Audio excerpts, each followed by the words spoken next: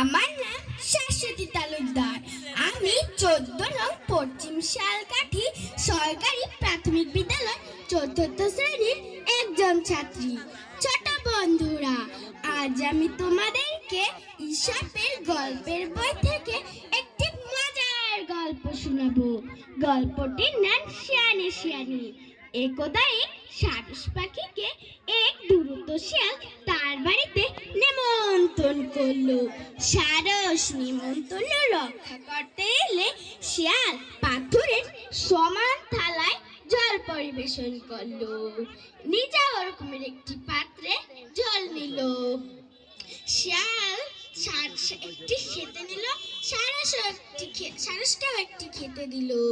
শিয়াল তার জিভ দিয়ে চকচক করে বেশ চেটে ফুটে জল খেয়ে নিল, কিন্তু বেচারা সারস সরু লম্বা ঠোঁট দিয়ে কিছুই খেতে পারল না।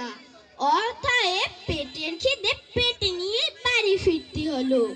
এরপর একদিন সারস শিয়ালকে তার বাড়িতে নিমন্ত্রণ করলো।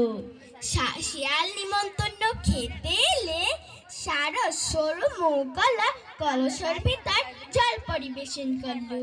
নিজে রকমের একটি পাত্রে জল পরিবেশন করলো। একটি শিয়ালকে খেতে দিল, অপরটা নিজে খেতে দিল।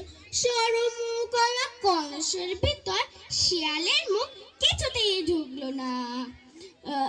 তাই শিয়াল কলসের গা চাটতে লাগলো, কিন্তু সারস অনায়াসেই সরু লম্বা ঠোঁট ঢুকিয়ে সব ঝোল খেয়ে নিল। পেটের খিদে পেটে নিয়ে বাড়ি ফেরার সময় শিয়াল সারসকে বলল, কি হলো ভাই, এ তোমার কেমন ভদ্রতা?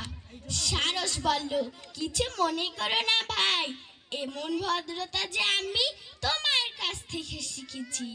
তাহলে বলো তো বন্ধুরা, আজ আমরা এই গল্প থেকে কি শিখলাম? হ্যাঁ, ইট্টি মারলে পাটকেলটি তো খেতেই হবে। ধন্যবাদ সবাইকে।